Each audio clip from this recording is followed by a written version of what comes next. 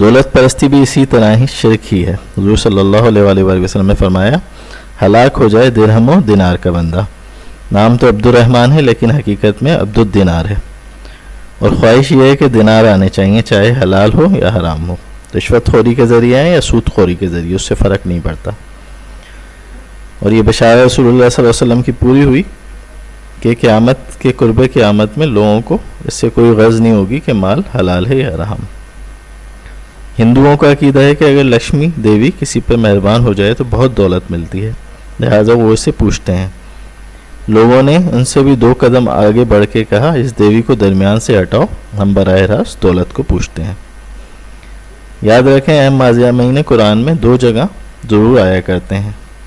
یہ جو نفس اور خواہش نفس کو معبود بنا لینے کا مضمون ہے یہ سورہ جاثیہ میں بھی آیا ہے. یہاں بات بہت سخت ہو گئی ہے.